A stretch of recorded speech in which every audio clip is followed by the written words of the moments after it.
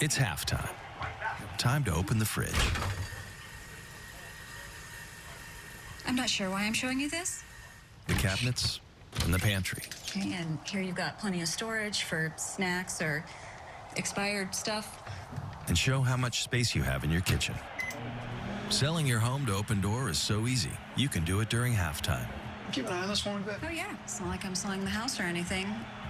Get started at opendoor.com.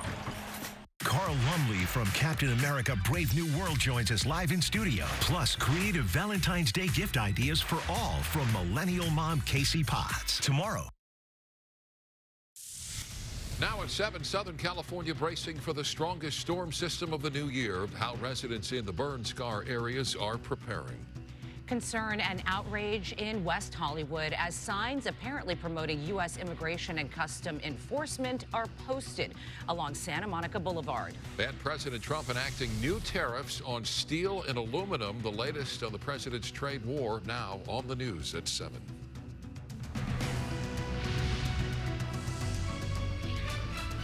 Good evening, I'm Micah Ullman. And I'm Cher Calvin. We begin tonight with breaking news out of Scottsdale, Arizona. At least one person has died and 4 others were injured after 2 private jets collided at Scottsdale Airport. FAA officials say a Learjet 35A arriving from Austin veered off the runway and crashed into a Gulfstream 200 business jet, reportedly due to a failed landing gear. It is the latest in a series of deadly aviation incidents following crashes in Washington, D.C., Philadelphia, and Alaska. Here at home, after months of dry weather, Southern California now bracing for its 3rd winter storm in 2 weeks. This one set to be the strongest yet. Meteorologist Vera Jimenez is tracking the conditions. V? Yes, thank you so much, guys. We do have 2 rounds of atmospheric river heading into southern and central California. As we take a look at the max Doppler, no echoes on the radar just yet, but we are starting to see this develop off the coast of California. You can see the area of low pressure and the cold front here. And as we take a look at the timing of it, you're going to see it begin to move onshore as we get to Wednesday. But here are the numbers associated with it Wednesday through Friday. For the coast and the basin, 1.5 to 3 inches. For the mountains and the foothills, anywhere between 3 and 6 inches. We are going to be looking at strong gusts and, of course, flooding. We are going to see flooding as a big potential for this system, especially by the time we get to Thursday. Snow levels are going to remain on the high side, 5,000 to 8,000 feet.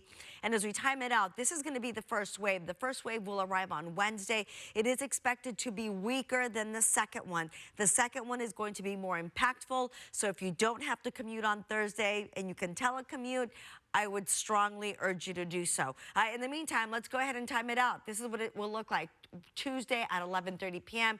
It's going to be cloudy. The winds will be primarily out of the northwest. By Wednesday at 4 in the morning, we're starting to see some of that cloud cover thicken up. We're going to see some showers, maybe some heavy drizzle. Some of those cells will be primarily over the Pacific Ocean, and it will continue to get a little bit stronger as we make our way through the commute hour. You're seeing darker cells of green, which indicates heavier rain. And then, of course, you're still going to be looking at some spots that are going to be seeing breaks. By the time we get to mid-morning, late morning, early afternoon, we're going to start to see those showers taper off. And by 3 o'clock, 4 o'clock in the afternoon, we're going to be looking at mostly residual cloud cover. And that's a look at the forecast for now. The extended forecast coming up shortly. Back to you guys for now. Vera, thank you. The approaching storm has many in the Eaton Burn Scar region concerned about landslides and debris flow. KTLA's Jennifer McGraw reports on the storm prep and the work being done by FEMA and the Army Corps of Engineers. There is so much destruction here in Altadena, Pasadena, and the Palisades, and the trouble is the rain that's coming. That's why all around town you'll see these barriers set up to collect and trap chemicals, as well as sandbags to protect not only the debris from going down these foothills, but to the homes that are still standing. Not bad at all. We got in there. Getting assistance from boots on the ground, FEMA teams going property to property, making sure homeowners know what they can apply for and how much money they can get in return. It really shows how much they care and how much effort they're putting in. You'd never expect them to come to your home. David Fennessy has one of a few homes still standing on Marathon Road in Altadena.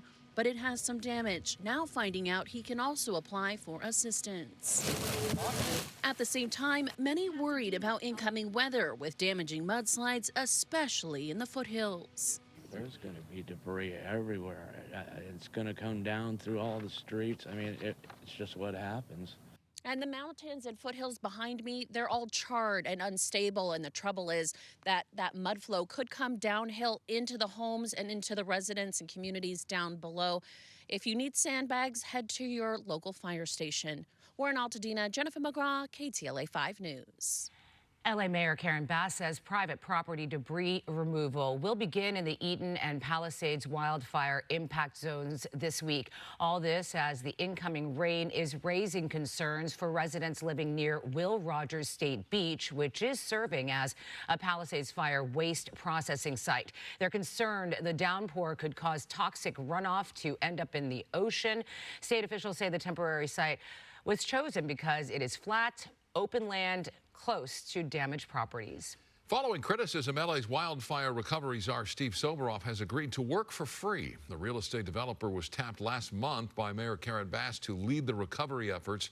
He was slated to make $500,000 for 90 days of work. That money funded entirely by charitable organizations. Soberoff initially defended the arrangement, saying his expertise was worth the price. On Saturday, Soberoff and the mayor's office reversed course, Bass saying in a statement, quote, "We don't need anything distracting from the recovery work we're doing." Following the wildfires, LA Sheriff's Department data analyzed by Crosstown LA reveals incidents of arson are on the rise in LA County. In 2024, there were 606 reports of arson crimes in the county, the highest total of the last decade. Meanwhile, arson arrests in the city of LA ticked down to a 5-year low. Compton and Century Station saw the most arson incidents. LA County District Attorney Nathan Hochman, joined by state lawmakers, has announced proposed legislation aimed at toughening penalties for looters and those who take advantage of property owners in fire zones. AB 469 would allow prosecutors to seek stronger penalties for looting and impersonating emergency personnel. It would close loopholes to better protect damaged structures in mandatory evacuation zones and ensure protections continue beyond active disasters into the recovery and rebuilding process as well. Meanwhile, the DA's office also announced felony charges against a demonstrator who allegedly threw objects, including books, at cars during an immigration protest on the 101 freeway last week. For the people who basically want to use the protests as a cover to commit criminal activity, when people's words or actions cross that line into criminal behavior, we will go after that criminal behavior. 42-year-old LA resident Martin Torres was charged with one felony count of throwing an object at vehicles with intent to do great bodily harm. Bail has been set at $775,000. If convicted, Torres faces over 7 years in prison. Outrage tonight after unauthorized ICE notices appeared in West Hollywood's Rainbow District. The signs popped up over the weekend after days of protests against federal immigration policies. And now city officials are launching a new campaign to support and inform community members and vow to catch the person who put up the signs. KTLA's Ktla Dt joins us live in West Hollywood with more. Angeli? Yeah, Sharon, Micah, these signs went up on Saturday night here along Santa Monica Boulevard, just across the street from where I am now, in front of that bar over there called the Mother Lode. On Sunday, they were taken down, but I spoke to the mayor of West Hollywood, who fears the damage of the signs may already have been done.